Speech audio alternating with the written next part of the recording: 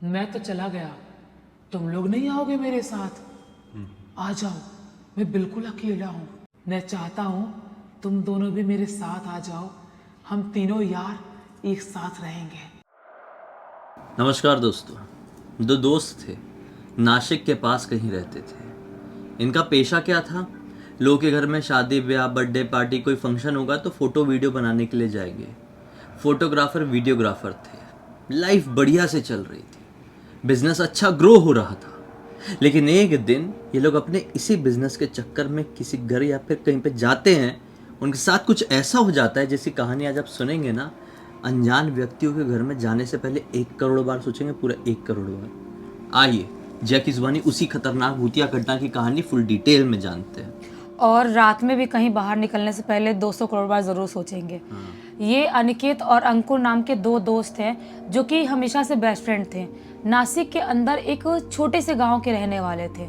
वहाँ पर इनकी ज़िंदगी एकदम सही सही चल रही थी। अपने गांव में के पास के शहर में पढ़ाई लिखाई सब किए थे। उसके बाद नासिक में भी थोड़ी बहुत पढ़ाई लिखाई किए थे। इनकी दोस्ती यारी भी नासिक में भी बहुत सारे लड़कों से थी। और इनकी ज़िंदगी ग्रेजुएशन कंप्लीट होने के बाद लोग क्या सोचते हैं कि हम लोग फोटोग्राफर बन के ही अपनी ज़िंदगी बिताएंगे। बहुत सारे लोग का अलग ड्रीम होता है, किसी को एक्टर बनना है, किसी को डांसर, किसी को फोटोग्राफर, किसी को इंजीनियर, सबका अलग गोल रहता है। इनका गोल यही था कि इनको फोटोग्राफर ही बनना है और इसी गोल के साथ ये लोग बहुत खुश थे। इनके फैमिली में जब बात करते डिस्कस करते हैं तो फैमिली वाले लोग भी बोलते हैं कि हाँ हाँ कोई दिक्कत नहीं है, करो, कोई प्रॉब्लम नहीं है। और जिस छोटे से गांव से बिलोंग करते थे वहाँ पे फोटोग्राफर बनना बड़ी बात थी। तो ये लोग बन तो गए वीडियोग्राफर फोटोग्राफर, लेकिन ये लोग जो अपना काम लेते थे ना अपने गांव के आसपास के, गांव के, शहर के, इनफैक्ट नासिक तक का काम लेते थे। सब कुछ ऑनलाइन भी डाल के रखे थे कि हमारा ये बजट और जो भी चीज़ें डालते हैं ना, और सब चीज़ें डाल के रखे थे। तो नासिक वासी सभी इनको कॉल आया करता था। तो ये हर जगह अपने एरिया के हर जगह इर्द गिर्द, इनके गांव से लगभग नासिक 60 किलोमीटर इतना दूर था, तो हर जगह घूमना फिरना, शूट करना, फोटो निकालना करा ही करते थे और इनको काम भी अच्छा खासा मिलता ही था। तो ये जो घटना घटी थी ना 2025 में इनके साथ घटी थी। एक दिन ऐसे ये लोग अपने गांव में अपने घर पे आराम से बैठे हुए थे और जो अपना अनिकेत है ना उसको कॉल आता है कि मतलब यहाँ पर नासिक में इस लोकेशन में आना है, रिसेप्शन है एक, तो वहाँ पर वीडियोग्राफी भी करना है और फोटोग्राफी भी करना है। तो अनिकेत अंकुर को बताता है कि भाई ऐसा ऐसा डील आया है, इतना बजट दे रहे हैं, तो नासिक में चलना है ना अपन को। कभी भी अंकुर को भी अगर कोई प्रोजेक्ट मिलता था तो वहाँ पे अनिकेत उसके साथ जाता ही था, और अगर अनिकेत को मिलेगा तो अंकुर भी साथ में जाता ही था। मतलब बेसिकली लोग पार्टनर थे, तो साथ में ही जाएंगे, तो जो भी इनका बजट रहेगा बजट भी शेयर कर लेते थे। तो ऐसा बोलता है अंकुर को अनिकेत, अंकुर बोलता है कि हाँ हाँ भाई चल लेंगे ना, क्या दिक्कत है, अपनी बाइक से ही चल लेंगे और थोड़ा जल्दी निकलेंगे। कितने बजे का फंक्शन होगा? तो अनिकेत बोलता है कि हमको शाम को ही पहुंचना होगा और शायद 8 साढ़े 8 बजे से फंक्शन स्टार्ट होगा, तो फिर रात में जितने टाइम तक भी हो, तो फिर उसके बाद से वहाँ से वापस अपने गांव लौट आएंगे, या तो स्टे करना हो तो स्टे कर लेंगे। अंकुर बोलता है ठीक है भाई, सब कुछ सही है, अपन तैयारी करते हैं। ये लोग सब कुछ अपना जो भी इनको लेके जाना होता है, अपना कैमरा और जो भी चीज़ें नीड होती है वो सब चीज़ें रेडी कर लेते हैं और अपने गांव से फाइनली बाइक पे बैठ के निकल जाते हैं नासिक जाने के लिए। नासिक पहुंचते हैं, उसके बाद वो लोग शादी में पहुंचते हैं, रिसेप्शन के पास वहाँ पर जाते हैं। 8 साढ़े 8 पौने 9 बजे करीब से फंक्शन स्टार्ट हो गया था। तो जो भी वीडियोग्राफी फोटोग्राफी करना सब कुछ करना स्टार्ट करते हैं। बहुत सारे लोग आ रहे हैं, जा रहे हैं, सबके फ़ोटोज़ निकल रहे हैं। सब कुछ करते करते लगभग रात के समझ लो 1:45 करीब इनका काम ख़त्म होता है। 1:45 काम ख़त्म होता है तो अंकुर बोलता है कि भाई निकल जाए फिर गाँव जाने के लिए। अनिकेत बोलता है कि इतने रात में मतलब ऐसे ट्रैवल करना सही रहेगा क्या, कि यहाँ पे स्टे कर ले कोई होटल रूम वगैरह लेके। अंकुर बोलता है नहीं नहीं यार, मस्त रात रात निकलेंगे और मस्त ड्राइव करेंगे और सुबह होने से पहले ही अपने गांव पहुँच जाएंगे। चल लेते हैं ना, 2-3 घंटे का तो रास्ता है, क्या फ़र्क पड़ जाएगा, फास्ट चलाएंगे 2-3 घंटे में पहुँच जाएंगे। अनिकेत बोलता है तो श्योर है, ऐसे हाईवे से रोड से जाना सही नहीं रहेगा। अनिकेत ऐसा बोलता है। अंकुर बोलता है भाई मैं चला रहा हूँ ना बाइक, कोई टेंशन नहीं है, जब मैं थक जाऊंगा तो ड्राइव करना, वरना मैं ही ड्राइव करूंगा, कोई टेंशन वाली बात नहीं, चलते हैं। ये लोग पूरा अपना पैकिंग वैकिंग करते हैं शादी से, और उसके बाद अंकुर बाइक चला रहा है और पीछे बैठ जाता है अनिकेत, अपना बैग वैग जैसा टंगा के बैठ जाता है। ये लोग मस्त नासिक से निकल जाते हैं अपने गाँव जाने के लिए। मस्त ड्राइव कर रहे हैं, ड्राइव करते करते ये हाईवे वाले एरिया में एंटर करते हैं। जिस हाईवे वाले एरिया से ये लोग अपने गांव जाने वाले थे, हाईवे वाले एरिया में एंटर जैसे ही किए हैं, थोड़े दूर आगे ये अपनी बाइक लेके पहुंचे ही हैं कि अचानक से रोड के बीचों बीच इन्हें एक लड़का दिखाई देता है जो मुंह के बल ऐसे पड़ा हुआ है रोड के बीचों बीच।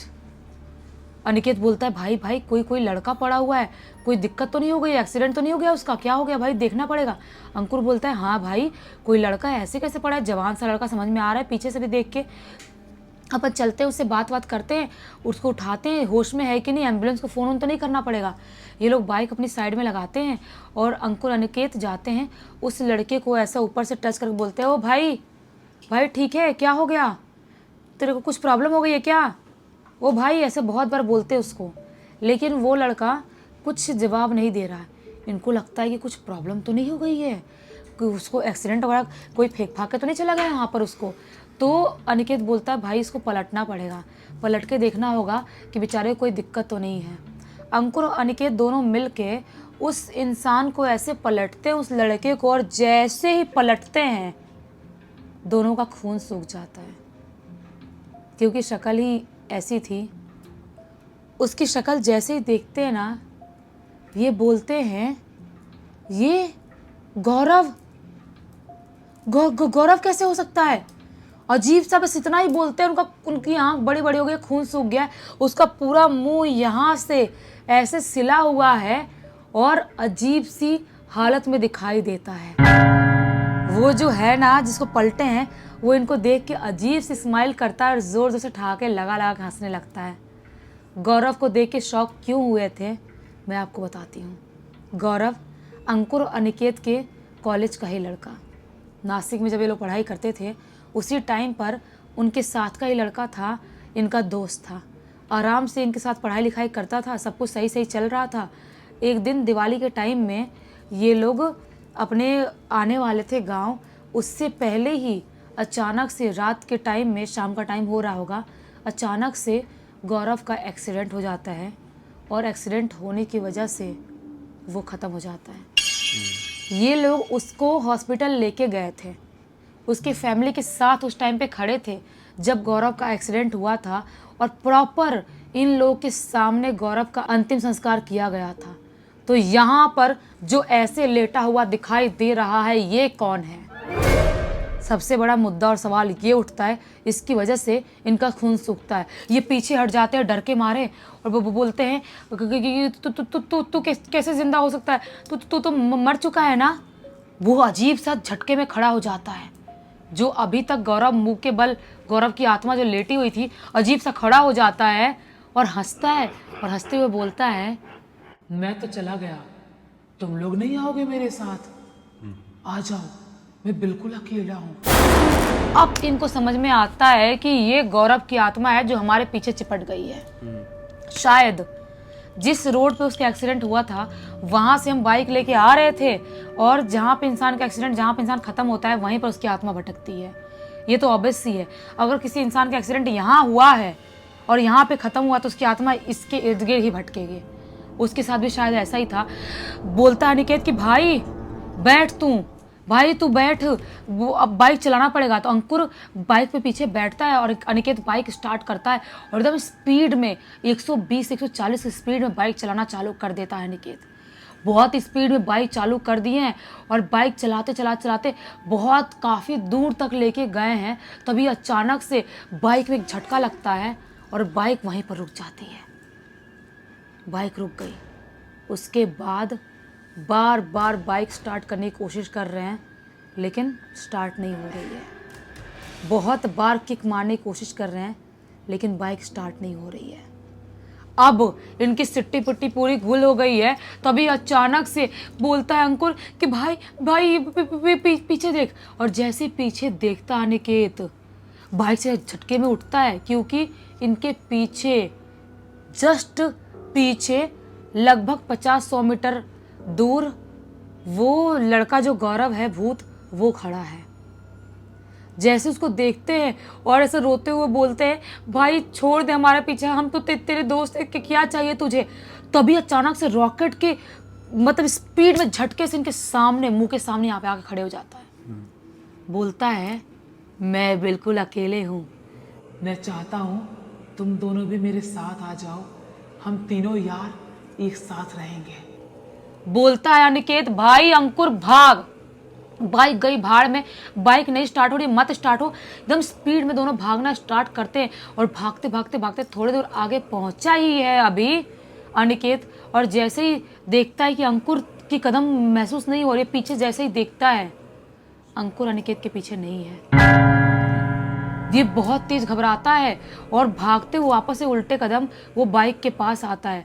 बाइक के पास जैसे ही आता है तो क्या देखता है कि जो अंकुर है ना, उसको जो गौरव का भूत है वो और एक आदमी औरत का शैतान जो बहुत ही ज़्यादा खौफनाक दिखाई दे रहे हैं, बाइक से दूर आगे खेत वाले एरिया में घसीटते हुए लेके जा रहे हैं। ये चीज़ अनिकेत को बर्दाश्त नहीं होती है। आखिरकार अंकुर उसका बेस्ट फ्रेंड है, उसको बर्दाश्त नहीं होते, सोचता है मरेंगे तो साथ में मरेंगे, जिएंगे तो साथ में जिएंगे। वो बहुत तेज चिल्लाता है और चिल्लाते हुए बोलता है वो भूत, अगर तुम्हारे अंदर इतनी ज़्यादा ताकत है, तुम दोनों सच में तुम तीनों को उखाड़ सकते हो, तो मेरे पास आके दिखाओ, मेरा कुछ बिगाड़ के दिखाओ। और जैसे ये ऐसा बोलता ही है कि एकदम झटके में वो गौरव की आत्मा और दोनों आदमी और की आत्मा इसकी तरफ आती है एकदम स्पीड में। ये उल्टे कदम दूसरी तरफ से भागता है और भाग के उसको उठाने की कोशिश करता है अंकुर को, लेकिन वो उठा नहीं पा रहा है। जो वो आत्माएं हैं ना, इसको अजीब सा नोचने की कोशिश कर रही है पीछे से। तभी अचानक से इसके दिमाग में इसको अचानक से याद आता है कि जब मैं वृंदावन गया था, वहाँ से वृंदावन की रज लेके आया था, मेरे जेब में हमेशा रखता हूँ। जब भी मैं कोई काम के लिए जाता हूँ तो उसका तिलक लगाता हूँ। वो फटाक से अपने जेब से वो रज निकालता है और तीनों आत्माओं के ऊपर जोर से फेंकता है।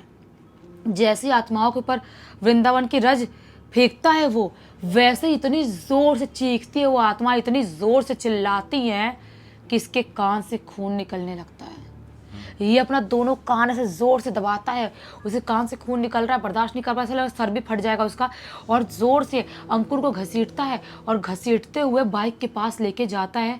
अंकुर बेहोश है, होश में नहीं है। वो अपना जो पहना था शर्ट, टी शर्ट के ऊपर, वो शर्ट से बांधता है अंकुर को अपने पीठ में और बाइक स्टार्ट करने की कोशिश करता है। और लकीली बाइक स्टार्ट होती है। एकदम स्पीड में बाइक चलाते चलाते चलाते एक क्लिनिक में लेके जाता है, एक छोटा सा हॉस्पिटल। वहाँ लेके जाता है और डॉक्टर एडमिट करते हैं उसको, और डॉक्टर बोलते हैं कि अगर आप थोड़ी देर और लेट होते ना तो आपका दोस्त नहीं बच पाता, ख़त्म हो जाता। वो तो अच्छा है कि आप टाइम पे अपने दोस्त को लेके आ गए। बहुत ट्रीटमेंट वगैरह होता है अंकुर का, और उसके बाद अंकुर होश में आता है, ठीक होता है। ये अपने घर पे फ़ोन करके बता दिया था कि हमारे साथ कुछ हो गया है। उसके बाद अंकुर को वापस अनिकेत गाँव लेके जाता है। गाँव वालों को, घर वालों को सब कुछ बताता है वो कि क्या क्या हमारे साथ हुआ, लेकिन घर वाले इनके बातों पर विश्वास ही नहीं करते हैं। बोलते हैं कि ऐसा थोड़ी हो सकता है, जब तक देखोगे नहीं, जब तक जानोगे नहीं तो मानोगे कैसे। वैसा है कि जब तक कोई भूत देखेगा नहीं इंसान, दूसरे इंसान को लगता है कि भूत होते ही नहीं है, तो कोई विश्वास तो नहीं करता है। लेकिन अनिकेत चाह रहा था कि हम ये स्टोरी सबको बताएं, पूरी दुनिया को, कि ऐसी चीज़ें होती हैं और बहुत कुछ बिगाड़ सकती हैं। इसलिए रात में अकेले कभी भी आधी रात में ट्रैवल नहीं करना चाहिए। आज तो मेरी लाइनें तुमने सारी भूल दी।